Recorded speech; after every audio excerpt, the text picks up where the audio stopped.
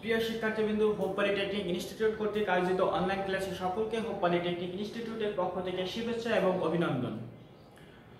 সেই সাথে সাথে ধন্যবাদ জানাতে চাই মহান সৃষ্টিকর্তা, যিনি আমাদেরকে এই কোভিড-19 আঘাত থেকে রক্ষা করছেন তাকে। আর সেই সাথে আরো ধন্যবাদ জানাতে চাই যাদের অক্লান্ত পরিশ্রমে আজ হোপ পলিটেকনিক ইনস্টিটিউটে অনলাইন ক্লাস কার্যক্রম চালু আছে।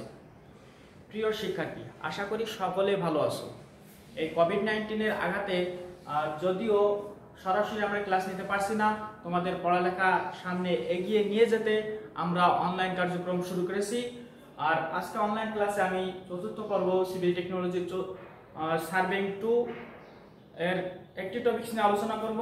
আজকের যে টপিকসটা আছে আমাদের, সেই টপিকসটি হচ্ছে চ্যাপ্টার 7 এর কন্ট্রোলের ম্যাপের মাধ্যমে বিভিন্ন দূর ক্লাস 2, অর্থাৎ কন্ট্রোলের উপরে আগে একটি ক্লাস আমরা নিয়েছি।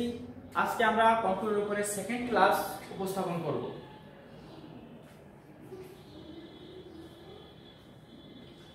প্রিয় শিক্ষার্থী, তাহলে আগে গত ক্লাসে বা পূর্বের ক্লাসে আমরা কি কি আলোচনা করছি? কন্ট্রোল কাকে বলে, কন্ট্রোলিং কাকে বলে, কন্ট্রোলের প্রকারভেদ, কন্ট্রোলের সম্পর্কে বিস্তারিত আলোচনা করছি। আজকে আমরা চলে যাব কন্ট্রোল ম্যাপের প্রয়োজনীয়তা। তাহলে সর্বপ্রথম যে টপিক নিয়ে আলোচনা করব সেটা হচ্ছে কন্ট্রোলের মানচিত্র কি কি কাজে ব্যবহার করা হয়, ব্যাখ্যা।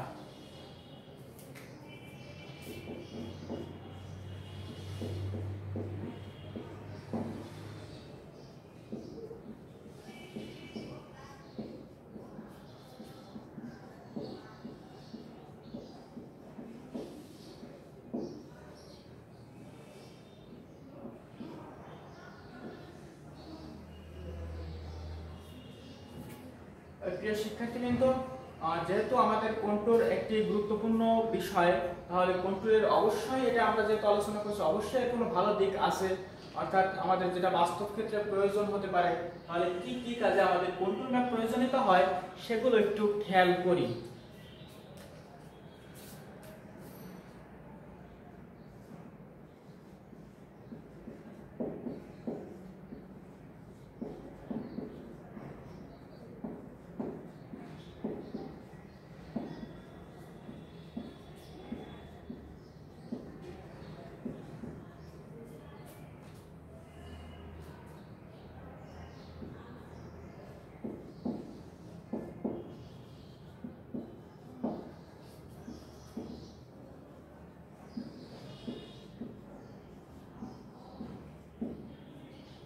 আমি এখানে কি লিখছি? ভূপৃষ্ঠের বিভিন্ন বিন্দুর অবস্থান দেখানোর জন্য সেকশন অঙ্কন, অর্থাৎ ভূপৃষ্ঠের বিন্দুটা কোথায় কোন ভাবে অবস্থানরত আছে সেগুলো সেকশন অঙ্কন করে, অঙ্কনের মধ্যে সেকশনগুলো দেখানোর জন্য, অর্থাৎ ভূপৃষ্ঠের অবস্থানটা দেখানোর জন্য আমাদের সেকশন, অর্থাৎ কেটে কেটে সেকশন তৈরি করে দেখানো। তারপর 2 নম্বরে কি আছে আমাদের?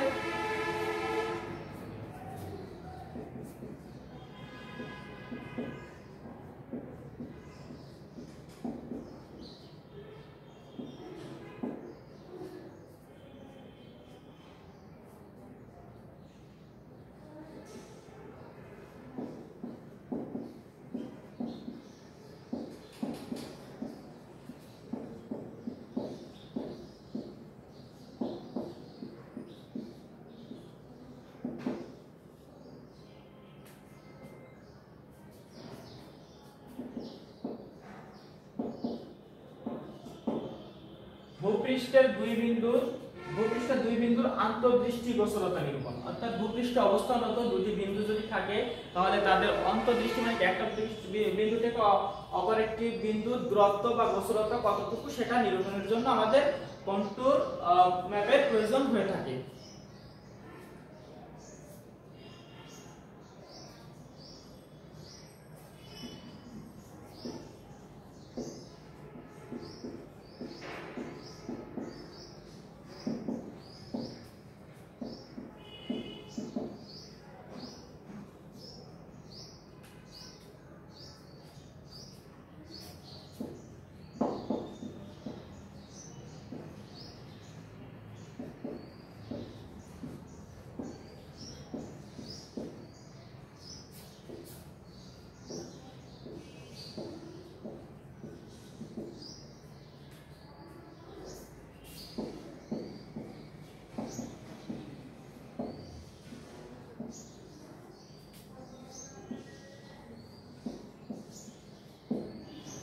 নম্বরে যেটা আছে কি লিখছি আমি, প্রস্তাবিত সড়ক, রেলপথ, পানি নিষ্কাশন ইত্যাদি প্রকল্পের দিক নির্দেশনা প্রদান। অর্থাৎ আমাদের সড়ক তৈরি করতে গেলে, রেলপথ তৈরি করতে গেলে, পানি নিষ্কাশনের ড্যাম তৈরি করতে গেলে আমাদের প্রকল্প অর্থাৎ যে আমরা যে কাজটা করে থাকি, যে প্রজেক্টটা ধরে থাকি, সেই প্রজেক্টের দিক নির্দেশনা অর্থাৎ কোন পথ দিয়ে কোন পথে গেলে আমাদের কোনো অসুবিধা হবে না, খুব সুন্দরভাবে কাজ সম্পাদন করতে পারবো, তার জন্য আমাদের কন্ট্রোল ম্যাপের প্রয়োজনীয়তা হয়।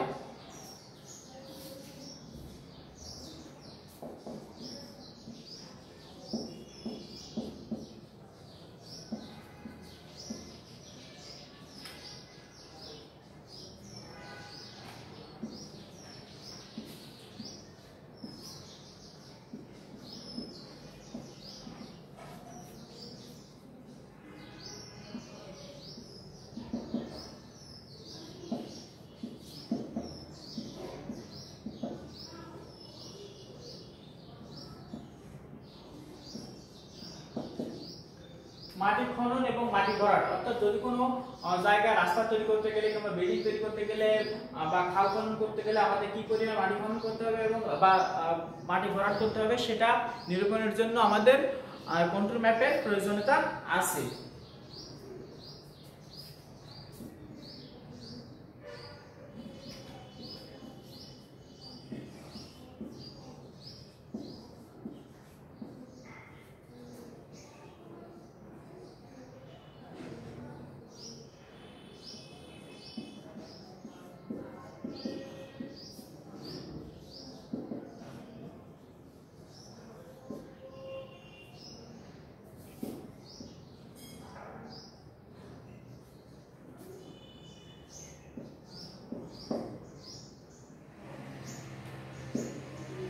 জলাধারের ধারণ ক্ষমতা নির্ণয়।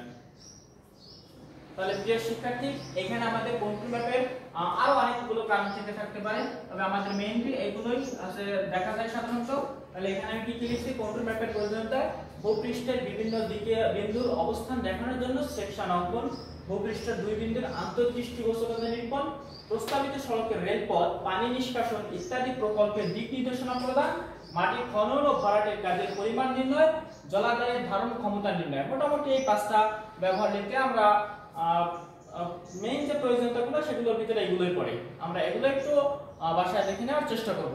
এরপর যাব আমরা কন্ট্রোলের বৈশিষ্ট্যগুলো দেখব, অর্থাৎ কন্ট্রোল ম্যাপের বৈশিষ্ট্য বা কন্ট্রোলের বৈশিষ্ট্যগুলো।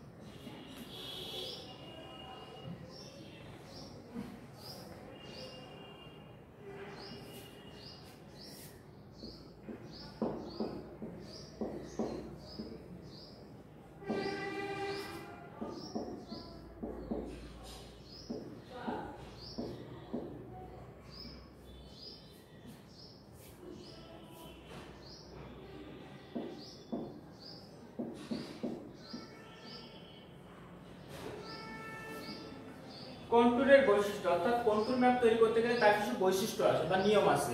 অর্থাৎ যে কোনো জিনিসের যেমন ধর্ম, বৈশিষ্ট্য ইত্যাদি ইত্যাদি থাকে, তেমন কন্ট্রোলের একটি বৈশিষ্ট্য, একটি না কয়েকটি গুরুত্বপূর্ণ বৈশিষ্ট্য আছে।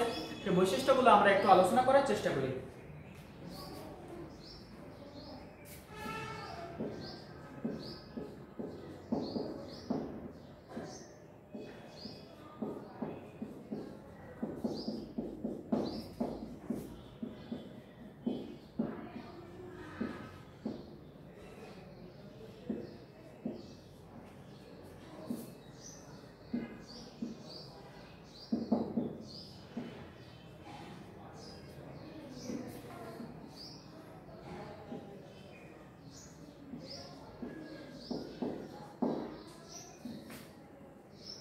প্রথম যে বৈশিষ্ট্য আমি লিখছি কি লিখছি, কন্ট্রোলের প্রত্যেকটি বিন্দুর এলিভেশন বা আরএল সমান হবে। অর্থাৎ কন্ট্রোল ম্যাপে আমাদের যে বিন্দুগুলো নির্ণয় করব আমরা, সেই বিন্দুগুলোর প্রত্যেকটির আরএল বা রেডিউস লেভেল বা এলিভেশন সমান হবে।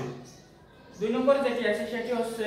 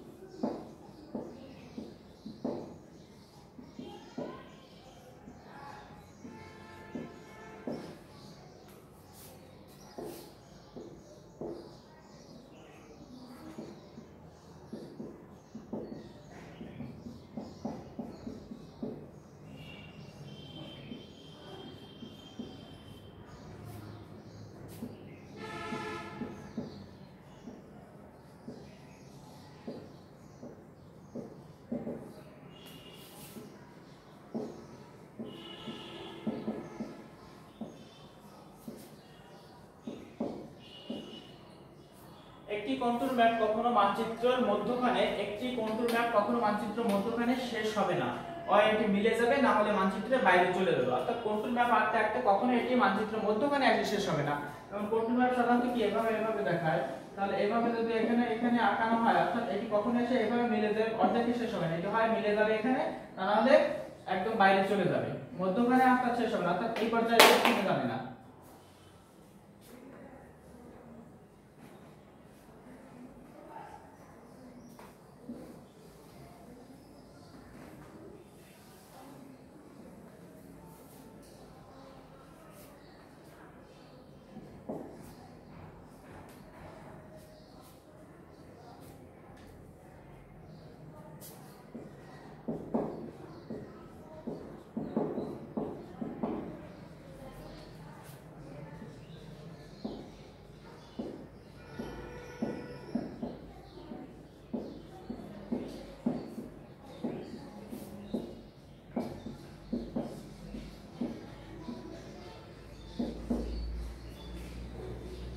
কন্ট্যুর রেখা মানচিত্রের ভিতরে খন্ড খন্ড হবে না, অর্থাৎ কন্ট্যুর রেখা কখনো মানচিত্রের মাঝখানে খন্ড খন্ড বা ভাগ আকৃতির হবে না। এরপরে কি আছে,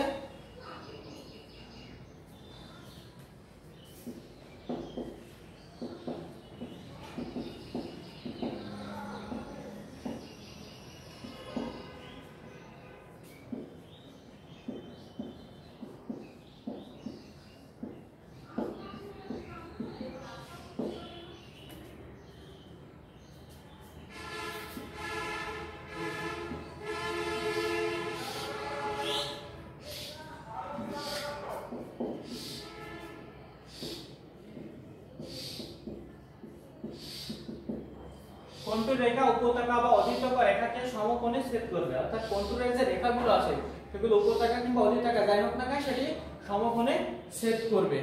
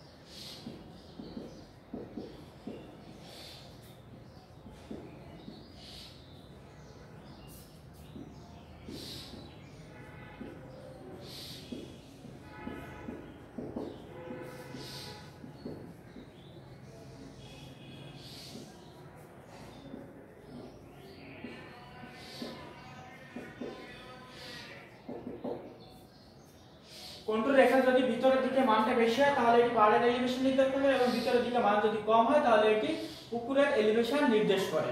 এটা একটা গুরুত্বপূর্ণ পয়েন্ট। কন্ট্যুর রেখার মান যদি ভিতরের দিকে বেশি হয় তাহলে এটি পাহাড় বা টিলা, আর যদি ভিতরের দিকে কম হয় তাহলে এটি পুকুর বা জলাশয় বা ডোবার ইত্যাদি মান নির্দেশ করতে পারে। অর্থাৎ পুকুর বলতে শুধু পুকুর হবে না, জলা ডোবাশয় হতে পারে।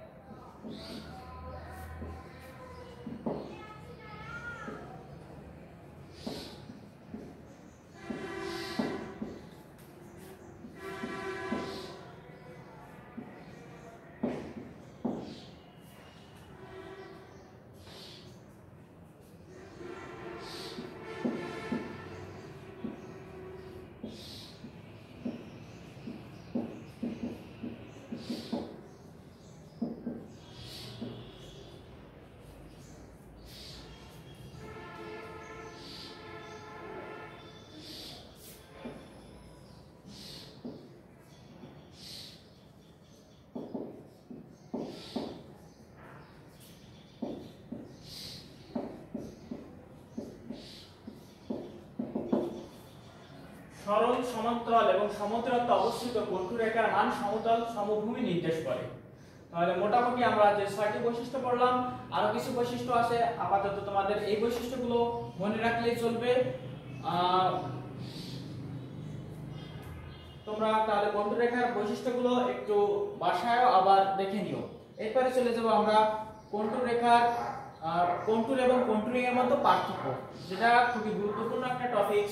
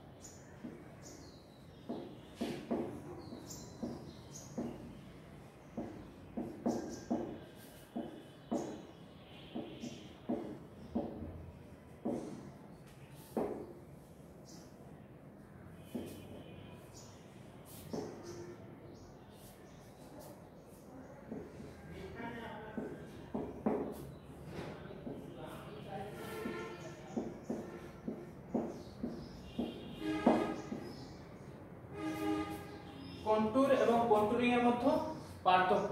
তাহলে কন্টুরের সংজ্ঞা কি, আমরা সেটা আগে দুটো সংজ্ঞা, যেহেতু পার্থক্য বলছে তাহলে আমরা সংজ্ঞা দিকেই শুরু করি।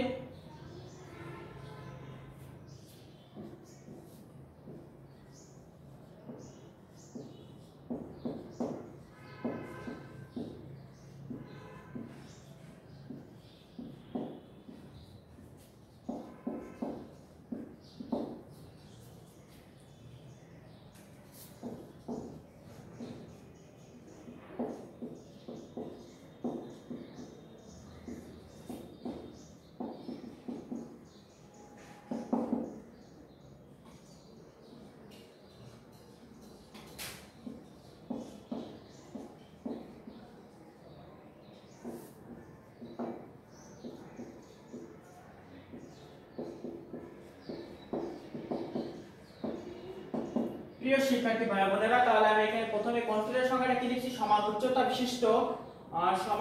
বিশিষ্ট ভূপৃষ্ঠের বিভিন্ন বিন্দুর সংযোগকারী কাল্পনিক রেখাকে কন্টুর বলা হয়।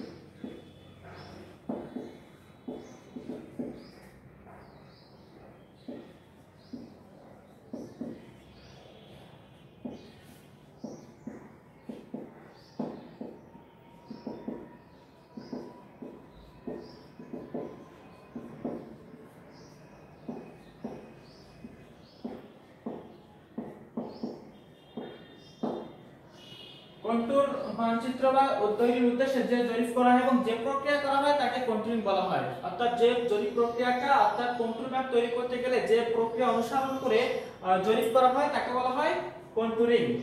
এরপরে কি আছে, আমরা এটি একটি কাল্পনিক রেখা।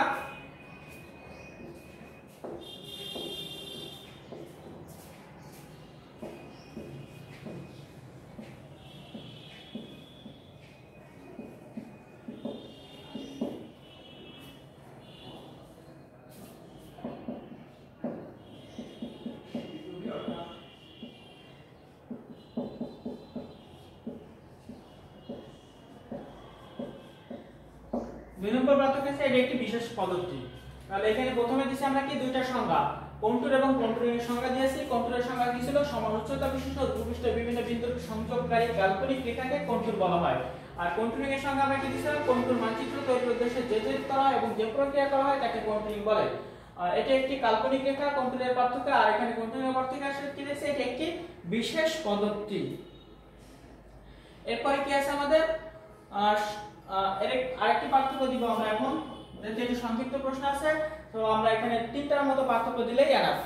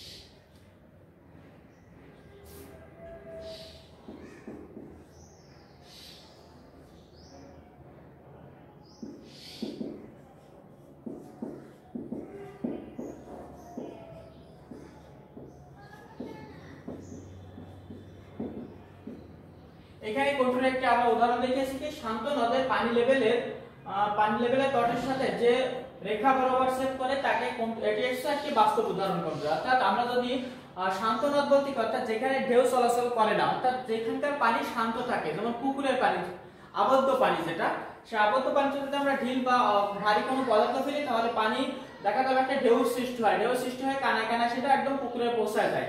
এটা হচ্ছে কন্ট্রোলের একটি বাস্তব উদাহরণ।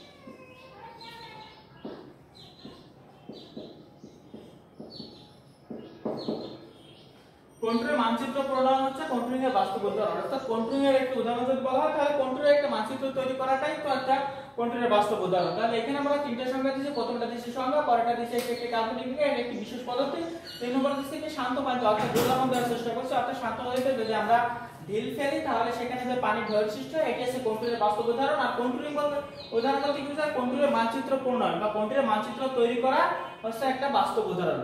তাহলে প্রিয় শিক্ষার্থী ভাই বোনেরা, আজকে আমরা কি কি শিখলাম?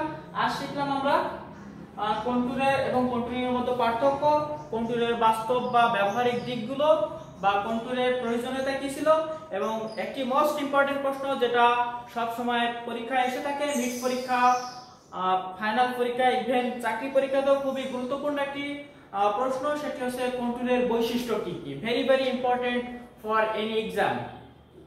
তাহলে আজকে আমরা তিনটা টপিকস বাসায় ভালোভাবে পড়াশোনা করে দেখব। সামনে নেক্সট ক্লাসে বা পরবর্তী ক্লাসে আমরা কন্ট্রোলের যে গাণিতিক সমস্যাগুলো আছে সেই গাণিতিক সমস্যা সমাধান করব। এর জন্য তোমাদের সূত্রগুলো একটু দেখে এসো, তারপর আমি সূত্রগুলো আলোচনা করব, এরপরে আমি কন্ট্রোলের গাণিতিক সমস্যার সমাধান করব।